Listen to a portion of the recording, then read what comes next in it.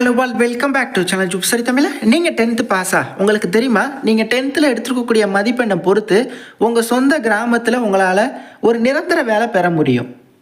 ஆமாம், post office GDS வேலைவாய்ப்பு இந்த வருஷத்துக்கான அறிவிப்பு வந்திருக்கு. தமிழகத்துக்கு எவ்வளோ வேக்கன்சி, டோட்டல் வேக்கன்சி எவ்வளோ, எல்லா தகவலையுமே டீட்டெயிலாக நான் இந்த வீடியோவில் சொல்கிறேன். இது போன்ற ஃப்ரீ ஜாப் அப்டேட்ஸ் தெரிஞ்சுக்க நிச்சயமாக நம்ம சேனலை சப்ஸ்கிரைப் பண்ணிக்கோங்க. இந்த வீடியோ லிங்க் எடுத்து உங்கள் வாட்ஸ்அப் ஸ்டேட்டஸில் வைங்க, உங்கள் நண்பர்களும் பார்க்கட்டும், தெரிஞ்சுக்கட்டும். ஓகே, போஸ்ட் ஆஃபீஸ் ஜிடிஎஸ் வேலைவாய்ப்புக்கான வேக்கன்சி டீட்டெயில்ஸ் அப்டேட் பண்ணியிருக்காங்க. ஸோ டோட்டலாக இந்தியா முழுவதும் 28,740 வேக்கன்சி இருக்குது. நம்ம தமிழ்நாட்டுக்கு பாருங்கள் 2009 வேக்கன்சி அப்படிங்கிறது அப்டேட் பண்ணியிருக்காங்க. இது எல்லாமே பார்த்திங்கன்னா 10th பாஸ்க்கானது தான். ஸோ ஜனவரி 2026 ஷெட்யூல் 1க்கான ஃபைனல் வேக்கன்சி அப்டேட் பண்ணி இந்த அனெக்சரியை கொடுத்துருக்காங்க. இதுதான் பார்த்திங்கன்னா உங்களுக்கான இந்த வருஷத்துக்கான வேக்கன்சி. ஸோ தமிழ்நாட்டுக்கு 2009 வேக்கன்சி அப்படிங்கிறது இருக்குது. இதை நோட் பண்ணிக்கோங்க. அடுத்து மாவட்ட வாரியாக எவ்வளோ, எந்தெந்த மாவட்டங்களில் வேக்கன்சி இருக்குது, அது எந்த கம்யூனிட்டிக்கு ஒதுக்கீடு பண்ணியிருக்காங்க, இது எல்லாமே அப்டேட் பண்ணுவாங்க. சேனலை சப்ஸ்கிரைப் பண்ணிக்கோங்க. இந்த இமேஜ் வேணும் அப்படின்னா நம்ம டெலிகிராம் குரூப்பில் போயிட்டு ஜாயின் பண்ணி செக் பண்ணுங்கள். ஓகே, போஸ்ட் ஆஃபீஸ் ஜிடிஎஸ் வேலைவாய்ப்பு இதற்கான ஷெட்யூல் ரிலீஸ் பண்ணியிருந்தாங்க. ஆல்ரெடி நான் அந்த வீடியோ உங்களுக்கு போஸ்ட் பண்ணியிருந்தேன். இதில் என்ன சொல்லியிருந்தாங்க அப்படின்னா, வர ஜனவரி 15ஆம் தேதி இந்த வேலைவாய்ப்புக்கான அறிவிப்பு ரிலீஸ் ஆக போகுது. ஸோ அன்று முதல் இதற்கு நீங்கள் அப்ளை பண்ணிக்கலாம். பட் அப்ளை பண்ணுறதை பொறுத்த வரையும் நீங்கள் சாமர்த்தியமாக அப்ளை பண்ணணும். அதாவது உங்களுக்கான எலிஜிபிலிட்டி இருக்கக்கூடிய அனைத்து இடங்களையும் அப்ளை பண்ணணும். அதை எப்படி அப்ளை பண்ணுறது அப்படிங்கிறதையும் நான் உங்களுக்கு நிச்சயமாக ஹவு டு அப்ளை வீடியோ மூலயமா தெரியப்படுத்துவேன்.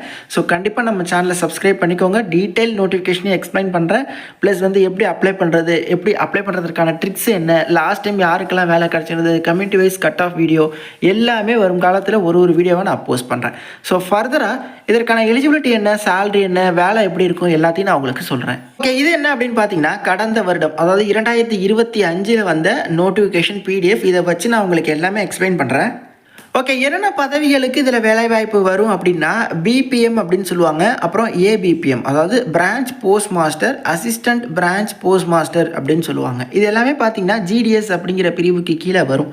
இதில் அந்த பிரான்ச் போஸ்ட் மாஸ்டருக்கு 12,000 ரிட்டையர் ஆகிறப்போ 29,000 வரை சம்பளம்.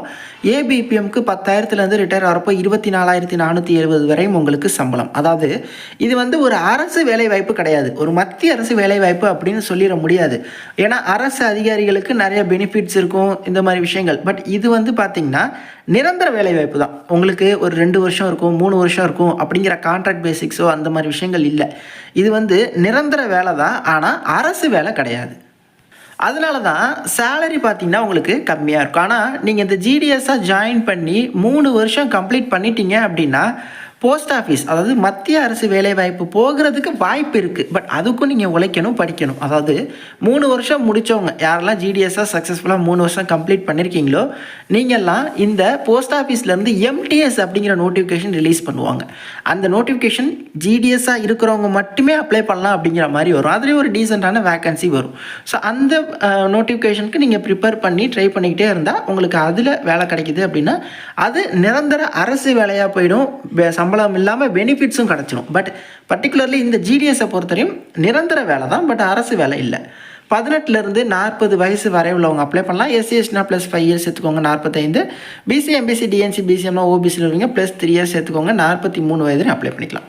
இதற்கான கல்வி தகுதி என்ன ப்ரோ அப்படின்னா 10ஆம் வகுப்பு. நீங்கள் எடுத்துக்கக்கூடிய 10ஆம் வகுப்பு மதிப்பெண்ணை பொறுத்து இருந்த வேலை. ஓகே, 10ஆம் வகுப்புக்கு மேலே நீங்கள் என்ன படிச்சிருந்தாலும் தகுதி தான். உங்களுக்கு கம்ப்யூட்டர் நாலேஜ் இருக்கணும், சைக்கிள் ஓட்ட தெரிஞ்சிருக்கணும். இது போன்ற பேசிக்கான விஷயங்கள் தான் இவங்க கேட்குறாங்க. ஓகே, இந்த வேலைவாய்ப்போட பணி என்ன இருக்கும் அப்படின்னா, ஆப்வியஸாக உங்களோட பிரதான வேலை போஸ்ட் டெலிவர் பண்ணுறது. நீங்கள் எந்த கிராமத்தில் அப்ளை பண்ணி செலக்ட் ஆகுறீங்களோ அங்கே வரக்கூடிய தபால்களை நீங்கள் போயிட்டு எல்லா அட்ரஸ்லையும் தபால் டெலிவரி பண்ணணும்.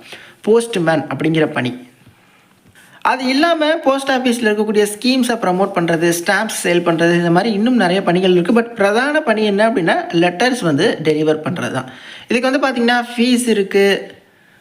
மத்தபடி எழுத்து தேர்வோ அந்த மாதிரி விஷயங்கள்லாம் எதுவுமே கிடையாது. ஆண்கள், பெண்கள் அப்ளை பண்ணிக்கலாம். பெண்களுக்கும் பொருத்தமான வேலை தான். நிறைய பெண்கள் ஆல்ரெடி ஒர்க் பண்ணிட்டு இருக்காங்க. பெண்களுக்கு ஃபீஸே கிடையாது. மிச்சமுள்ள ஆண்களுக்கு ரூ. 100 தான் ஃபீஸு. இந்த மாதிரி நிறைய விஷயங்கள் இருக்குது. டீட்டெயில்டு நோட்டிஃபிகேஷன் வர ஜனவரி 15 ரிலீஸ் ஆகுது. நான் அப்போ உங்களுக்கு இன்னும் தெளிவாக சொல்கிறேன். எப்படி அப்ளை பண்ணுறதுன்னு சொல்கிறேன்.